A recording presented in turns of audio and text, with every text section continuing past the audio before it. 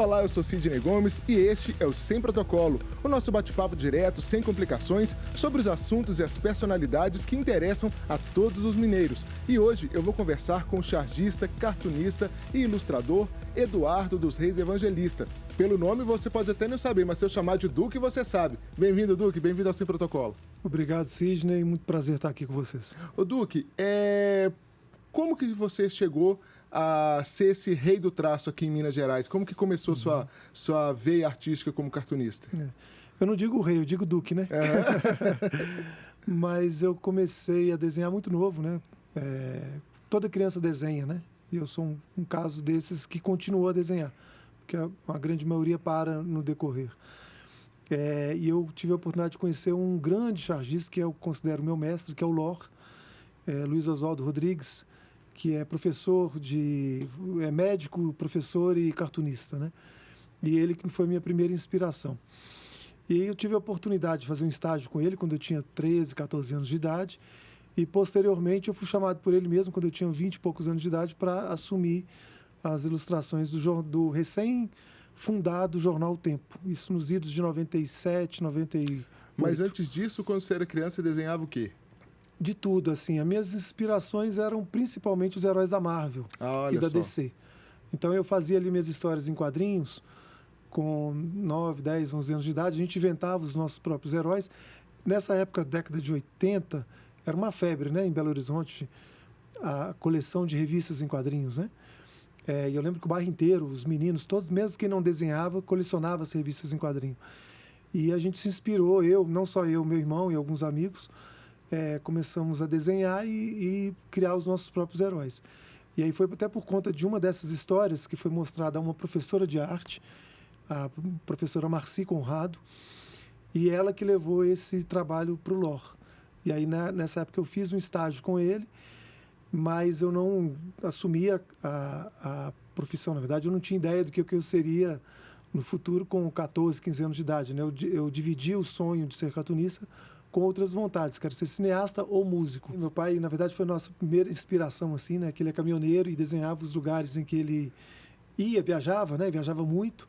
Ele trabalhava viajando e ele contava para vocês a viagem? Os lugares, né? Que ele ia muito com desenho. Então ali foi... muito legal. 3, 4 anos era a nossa primeira referência de desenho, né? Tanto é que eu tenho um irmão que desenha, uma irmã também que desenha. Desenham muito bem, mas não sei se querem ou se gostam ou se vão querer seguir a carreira. Assim, todos os 3 desenham muito bem, tem uma noção de desenho, de perspectiva muito boa. Ô Duque, e que efeito você busca causar no leitor quando você faz uma charge? Na verdade, o primeiro efeito é em nós mesmos, né? Porque a charge é uma maneira de se expressar e é uma necessidade que todos nós temos. Muitos utilizam a linguagem verbal, a música, a dança, a arte ou a linguagem jornalística, né, para se expressar. Eu encontrei na charge, que é uma mistura da notícia, da informação, do humor e do desenho, que são as 3 coisas que eu sou apaixonado, né? E eu acho que vem um pouco daí, dessa necessidade de expressar o que você pensa, o que a gente acha das coisas do mundo, né, da vida, da notícia, do cotidiano. Pois é, e a charge tem que ser necessariamente política ou crítica? Há uma diferença entre cartoon e charge, né? Qual que é a diferença? O cartoon, ele é um desenho crítico que tem humor, o elemento do humor, mas ele trata de assuntos do cotidiano. Então ele é mais atemporal. Ele é menos factual ali, né? Menos factual. Ou nada factual, né? Às vezes há fatos que são atemporais, como, por exemplo, a falta de água, a seca. É um problema que nos aflige e que certamente vai nos afligir daqui a muito tempo. Então, se eu faço um cartoon sobre uma charge sobre a falta de água, ela também pode ser um cartoon devido à temporalidade do tema. Ou, às vezes, um grande evento que vai ficar para sempre aí no imaginário coletivo, né? Exatamente. Então, por exemplo, o que está no imaginário coletivo por exemplo, vamos citar aqui o descobrimento do Brasil, né? É um fato que vai sempre nos acompanhar. Uma charge sobre esse tema passa a ser um cartoon devido a essa atemporalidade do tema, né? Mas, por exemplo, também tem a questão do cartoon que ele aborda comportamento humano. E o comportamento humano, ele igual, vamos dizer assim, várias culturas. Então, tem essa questão também da linguagem, ela transpor fronteiras, né? Então, ele é mais universal. A charge, ela é o factual, né? Uhum. E você viu ali o noticiário do dia, que horas mais ou menos que você fala, bom, eu já tenho material, isso aqui vai servir para mim, você vai... Estou falando da logística do seu trabalho, você começa ali o dia lendo o que está acontecendo, já prepara alguma coisa, tem dia que você estica o horário ao máximo assim, para entregar? Quase sempre. A crise criativa, ela é regra. É a regra para o cartunista? É a regra. Acho que para todo artista. A exceção é quando você está super inspirado, né? Mas como diria Picasso, é mais suor do que inspiração, né? O que acontece? Durante muitos anos eu fiz charges de política e de esporte, de futebol, para o jornal O Tempo e o jornal Super Notícia. Atualmente estou trabalhando na Rádio Itatiaia. Sim. Que é um trabalho que está me dando um prazer, uma redescoberta muito grande assim para mim. É algo que tem me trazido muito prazer de trabalhar. E eu estou trabalhando hoje exclusivamente com a charge de futebol. Então, normalmente, quando não tem jogos, eu busco ali o assunto quente, né, do cotidiano. Então, diferentemente do jornal impresso, que você tem um deadline, você tem um horário ali para poder mandar a charge para que ela vá para quem não sabe, o jornal impresso ele tem um horário para o material ir para a gráfica, para ele ser impresso, para dar tempo dele chegar na banca ou na casa do assinante no dia anterior. Certo. Hoje, trabalho numa rádio e é para rede social. Então, a rede social não tem esse horário tão rígido, né? Mas eu mantenho uma disciplina legal dos dias de jogos, que é fazer a charge quente logo após os jogos. Olha só. Então, eu preservo um pouco dessa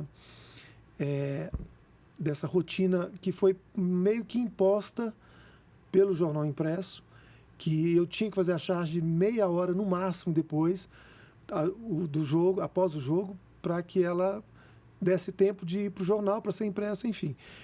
Mas eu mantenho essa rigidez no meu horário para pegar o assunto quente. Porque hoje, com rede social, acabou o jogo, você já tem inúmeras piadas, memes.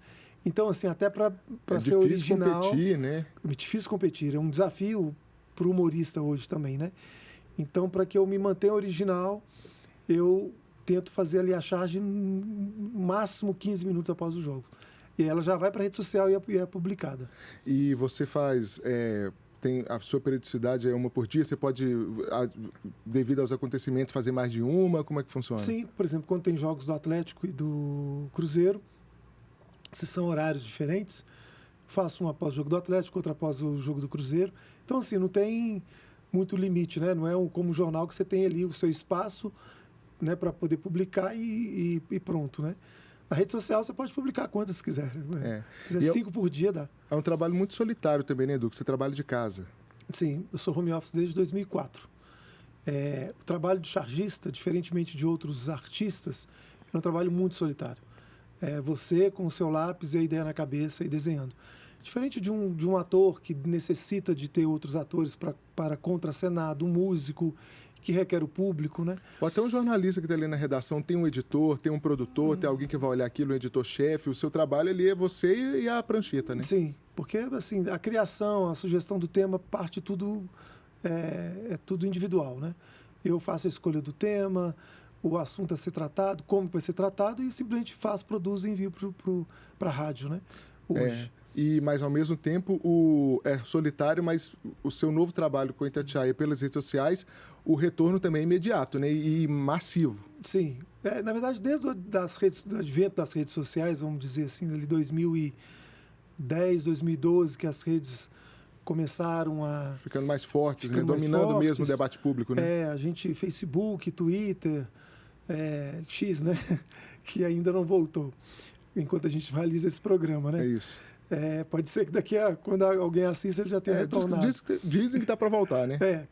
Mas as redes sociais já viraram um termômetro para o nosso trabalho, né? Tanto críticas... Você lida bem com tranquilamente, isso? assim. Tem muito com haters. Os haters. Tem milhões de haters. E assim, minha filha um dia até assim, poxa, pai, você não está nem aí, né? Não, e realmente não, assim, porque para os adolescentes... Mas quem que pega mais no seu pé? Atleticano, cruzeirense, americano? Não, hoje até que com charges esportivos de futebol, não tem tido tantos haters. Eu tinha mais haters e... Qual é o contrário de haters? Lovers? Enfim, fãs. Lovers. Lovers. Likes. Lovers, se não for, fica sendo lovers. Eu tinha mais essa divisão de quem ama ou odeia quando eram charges sobre política. Mas aí não é por minha causa, é pelo retrato do país e da sociedade que a gente está vivendo. Deu um alívio parar de mexer com isso ou você ainda faz ali por conta própria? De certa maneira, sim. Eu senti porque você consumiu o noticiário. Assim, eu não tenho problema nenhum com os comentários, que eu acho que está tudo dentro do campo democrático, né? Então, você entrar no perfil de alguém e xingar e falar mal faz parte da democracia. Claro que às vezes alguns extrapolam, alguns ameaçam, fazem ameaça. Sofri algumas poucas ameaças físicas, né? Literalmente, né? Mas isso são minorias, assim. Daqueles que me xingavam, tá tudo normal, tá tudo certo. E daqueles que gostam também, obviamente, né?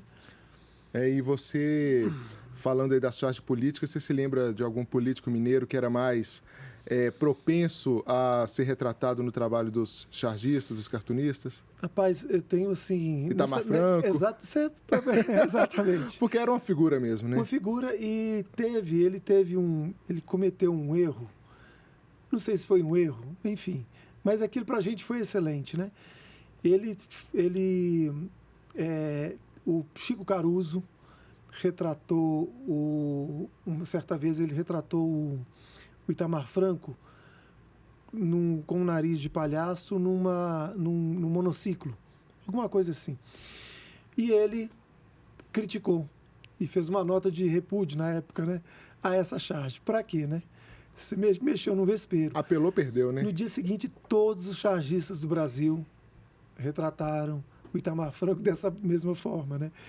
Então, assim, isso até me lembrou um movimento que a gente fez recentemente, que eu até fui agraciado com um prêmio especial no Vladimir Herzog, que foi um movimento que eu iniciei nas redes sociais com os cartunistas, quando o chargista Aroeira foi interpelado pelo Ministério da Justiça do governo passado sobre uma charge, né? E em apoio a ele, eu capitaneei um movimento que todos os cartunistas compraram a ideia, inclusive o próprio Chico Caruso, saiu na capa do Globo, em apoio a ele. Então, isso foi muito legal, assim. Então, assim, mexer com... aquela história, né? Mexeu com o chargista, mexeu com todos. Né? O Duque, e o patrulhamento, essas censuras, você tem sentido que isso piorou?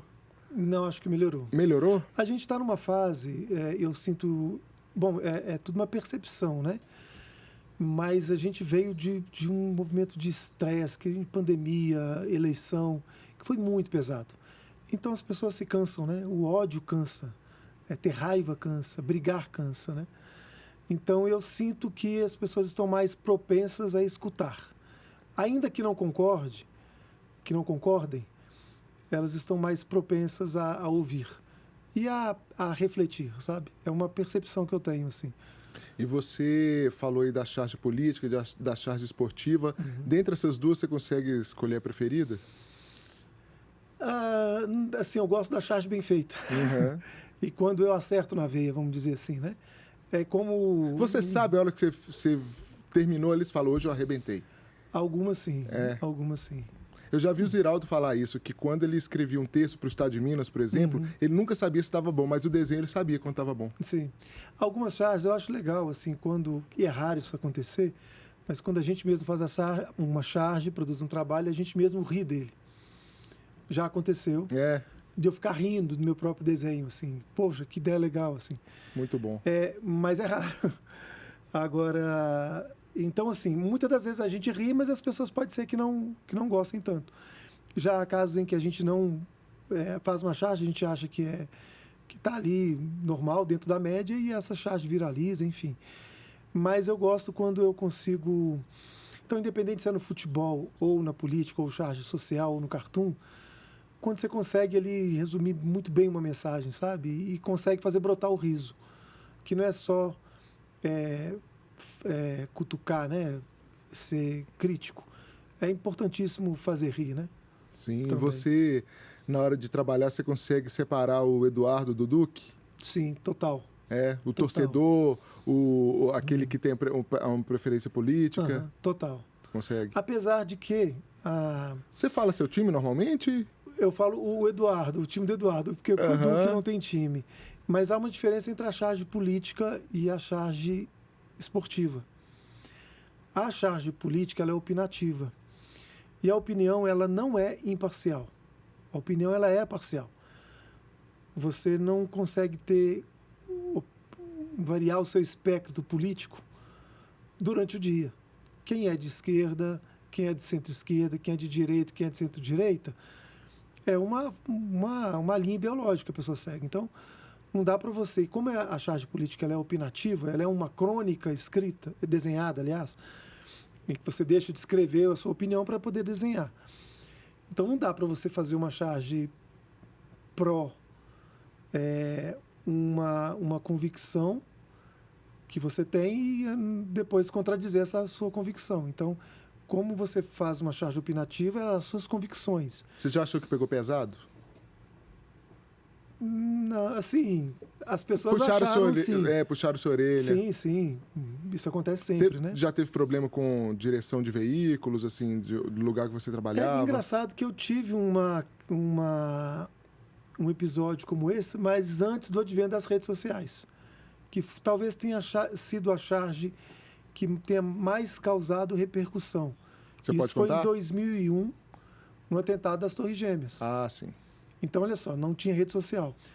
Porém, o jornal, na época, ficou quase 3 meses recebendo cartas e fax em relação a essa charge. Eu penso que, se na época houvesse redes sociais, eu teria sido cancelado ali. Né? Então, foi uma charge retratando... Como é que era essa charge? Essa charge era a Estátua da Liberdade, de costa, sendo vista de costa, ao fundo as Torres Gêmeas. Só que ela estava despida da cintura para baixo. Ali eu tive uma ideia para fazer essa crítica, que os Estados Unidos foi pego com as calças na mão. Sim. Enfim, tem diversas linhas de pensamento que me levaram Sim. a fazer essa charge, né? E que foram pegos desprevenidos. Então, enfim, a liberdade foi atingida. Mas chegou a ser publicada? Foi publicada. Por isso que você recebeu esse Foi publicada retorno. no caderno especial do atentado, que o jornal produziu na época, que eram 12 páginas. Eu lembro que aqui no Brasil era mais ou menos 11 horas, meio-dia mais ou menos, quando teve. Então o jornal fez um caderno especial de 12 páginas dessa tragédia, e na última página estava a charge. Então, assim, era a tragédia da primeira até a 11ª página, e na última essa charge com a Estátua da Liberdade, com as nádegas de fora. Então, assim, o sentimento... Hoje, a análise dessa charge é super tranquila. Só que no momento de comoção... No calor da coisa, né? No calor da emoção, ela foi vista como um deboche. E aí também não dá nem... Como o seu trabalho é solitário, dá nem para dividir a responsabilidade, né, Duque? Sim. Porque foi, assim, todo mundo extremamente focado em fazer o jornal. Eu fiz a charge e pronto. Esse ano, naquela tragédia que aconteceu no Rio Grande do Sul, nós tivemos a charge do Jean Galvão também, que foi muito questionada. Você acha que tem alguns temas que são tabus, que a charge, o humor não pode ser feito em cima daquilo? Pois é. Tem limite? O famoso tem limite para o humor? Não, o limite tem, né? Mas, por exemplo, sobre esse episódio do Jean, eu achei muito interessante que o seguinte, eu acordei de manhã e vi toda a repercussão que estava tendo com a charge achei muito dele. bonita. Belíssima charge. E eu nem singela... entendi. Quando eu vi, eu falei, ó, que bonito, e larguei para lá. Depois eu vi aquela... E aí, o que aconteceu? Quando eu vi a repercussão... Ô, Duque, só para as pessoas saberem que era uma família num telhado de uma casa que estava inundada. Isso. E os pais falando, não chore, porque senão inunda mais, algo assim, né? E se você observar nos personagens, nenhum havia expressão de deboche. Não. Eles estavam tristes, ali é um retrato da dor.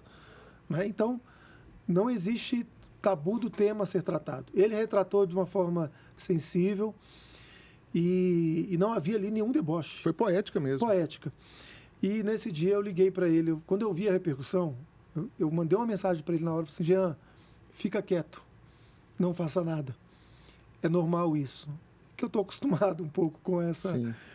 A gente vai desenvolvendo, né, o casco, vamos dizer assim.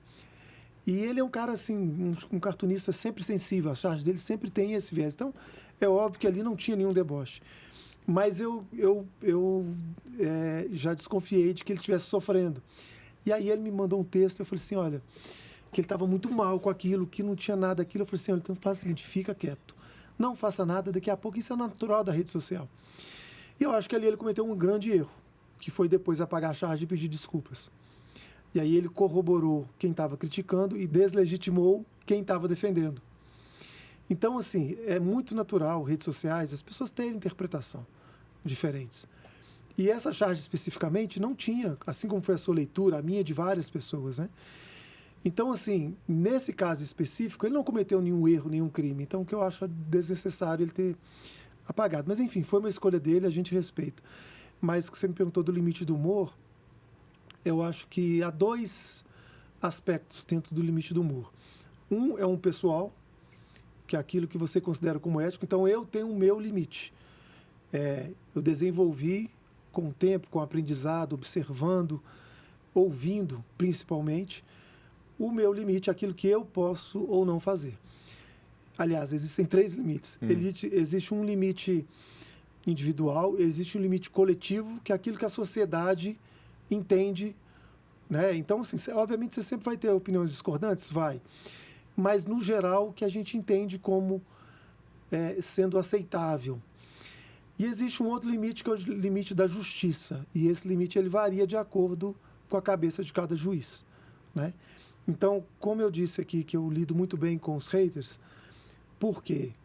Se eu fiz uma piada, alguém não gostou, ele tem total direito de criticar, tem total direito de xingar. Assim como um humorista de stand-up comédia, se a pessoa está fazendo um show e a pessoa quer se retirar, tem total direito. Eu acho que os humoristas também têm que tomar cuidado para não criticarem aqueles que não gostam do trabalho deles ou divergem do trabalho. Eles têm total liberdade. Agora, a coisa começa a tomar um campo diferente quando essa decisão é feita por um terceiro, que é um juiz, por exemplo, e aí ele estabelece uma linha muito clara. E aí você é punido judicialmente. Aí, esse limite, ele varia de acordo, obviamente, ele se alimenta um pouco do que o juiz acha pessoalmente e de algo que a gente Você já sofreu com isso, com processos judiciais? Tive um processo judicial e foi, inclusive, uma charge de futebol, né? Em relação a um árbitro de futebol. E que eu usei um termo muito comum no meio do futebol, da linguagem do futebol. Hoje, quando você diz que um árbitro, que um juiz roubou, ninguém está falando que a pessoa é assim na vida pessoal, que a pessoa é um criminoso. Assim como a gente utiliza o termo, por exemplo, quando você tem um volante que é o maior ladrão de bola, você está elogiando a pessoa, você está chamando ela de ladrão de bola, ou seja, usando o mesmo tempo para fazer um elogio. Então, eu utilizei eu nem utilizei, na verdade, essa palavra. Na verdade, eu utilizei uma referência do universo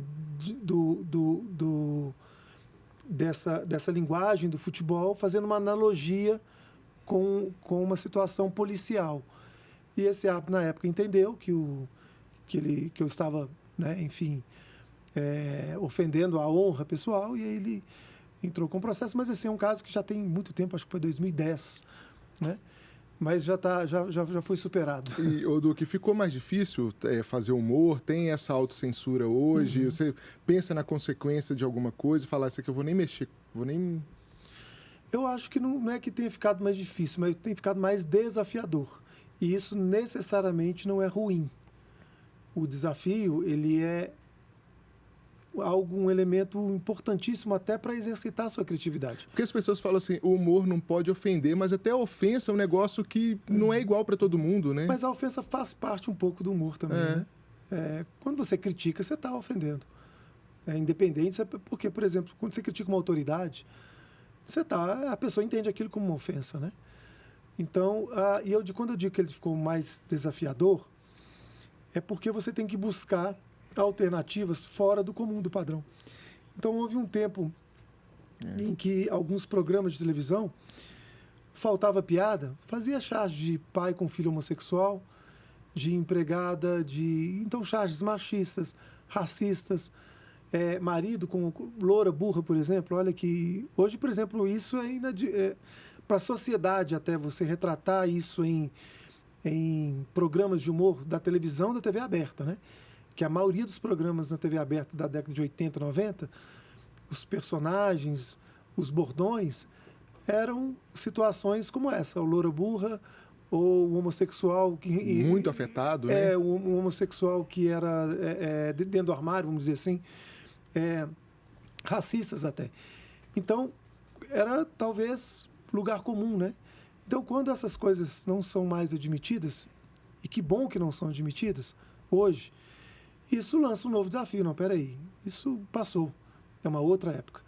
Então, muitas das vezes, aqueles que defendem, hoje ficou chato fazer humor, não é que tenha ficado chato, na verdade.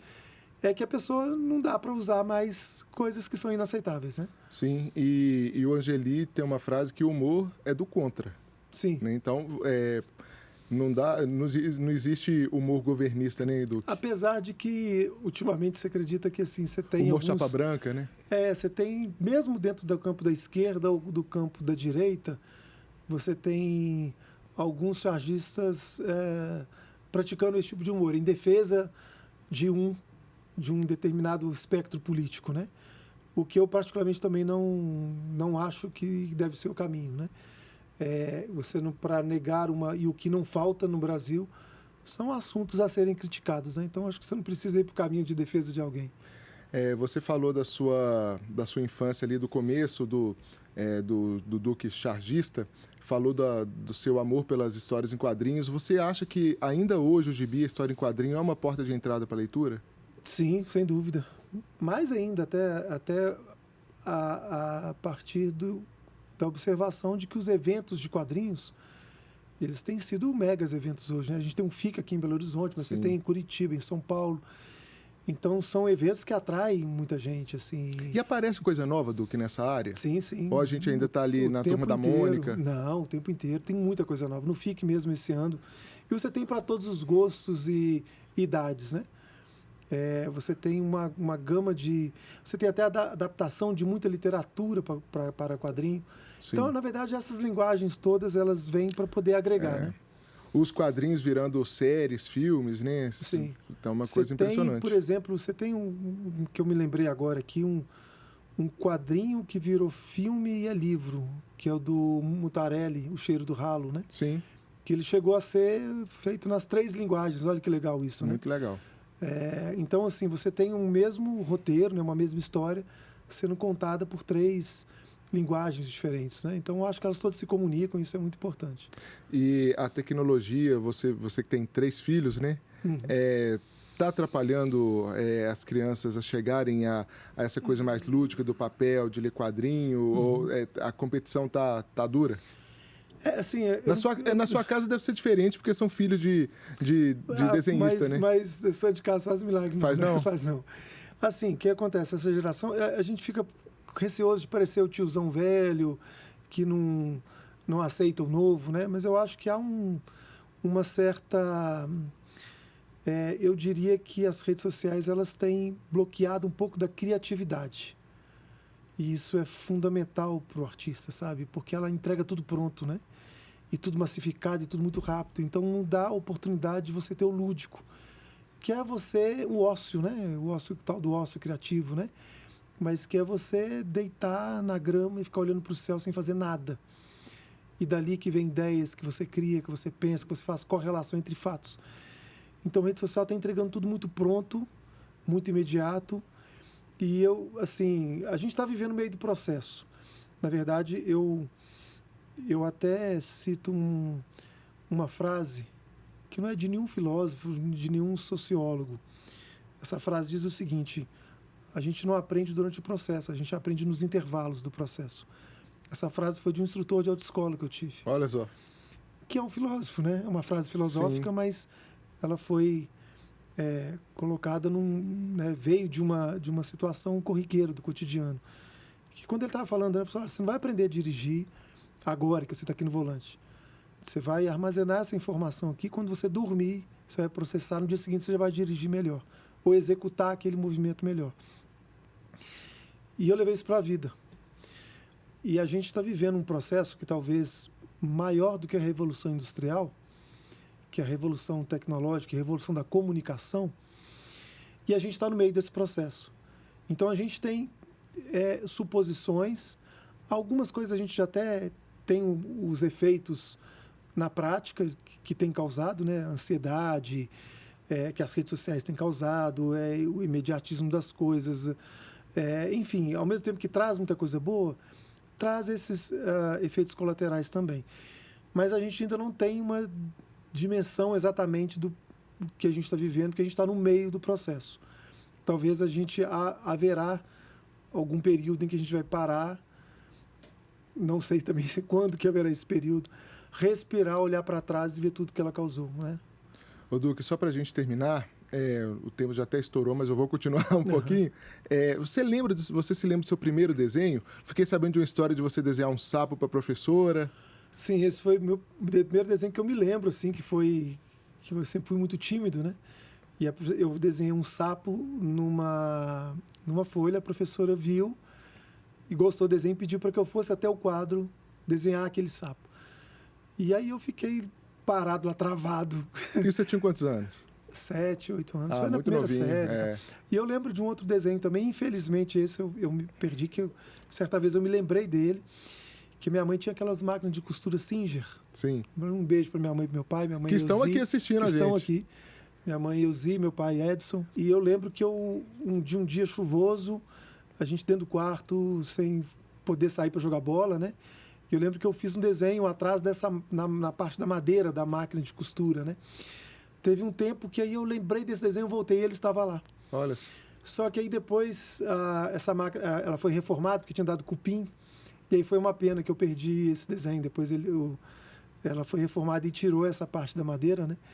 E aí eu me arrependo, assim, de não ter, sei lá, tirado uma fotografia, alguma coisa que talvez é o desenho mais antigo que eu tenho, assim, de memória, que ficou gravado em algum lugar. Né? Muito legal. Tá por aí, então, né? Ô, Duque, o que é mais importante para você? O traço ficar ali exatamente igual ao personagem ou o próprio traço, o seu estilo, a identidade? Não, hoje é a identidade. Ainda mais em tempos de inteligência artificial, eu creio que a individualidade, a característica, a marca pessoal do artista, ela vai ser mais valorizada. Porque a gente bate o olho na sua charge e sabe que é sua.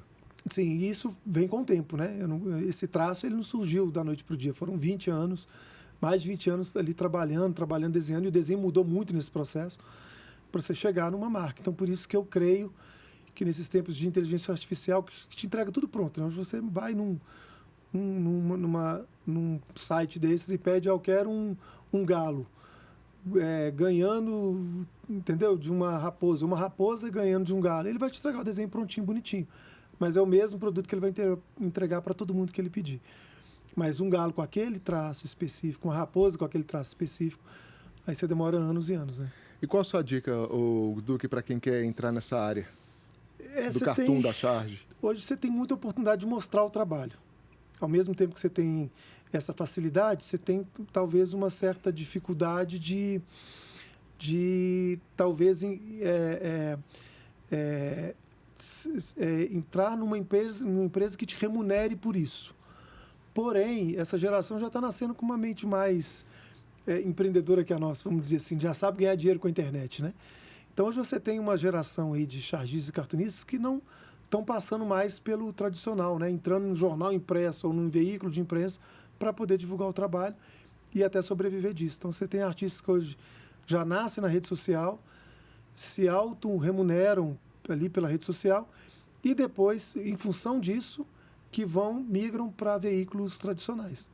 Então, você tem o efeito contrário. Então, hoje está bem legal, assim, de você conseguir mostrar o seu trabalho.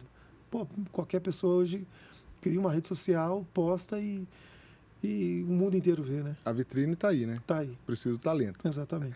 Duque, muito obrigado. É sempre bom conversar com um cartunista, porque eu falo que eu sempre quis saber desenhar, né?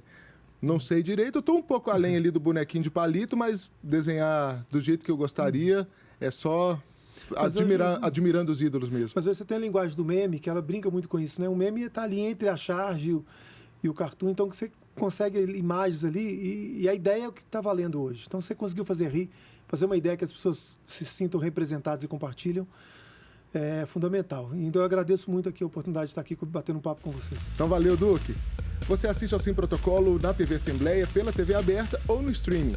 E o nosso videocast está disponível no YouTube e no seu tocador de podcast favorito. Não tem desculpa para ficar de fora. A direção é de Érica Araújo, produção da Tatiane Fontes, áudio Eduardo Marinho e edição de Vitor Caldas. Até o próximo.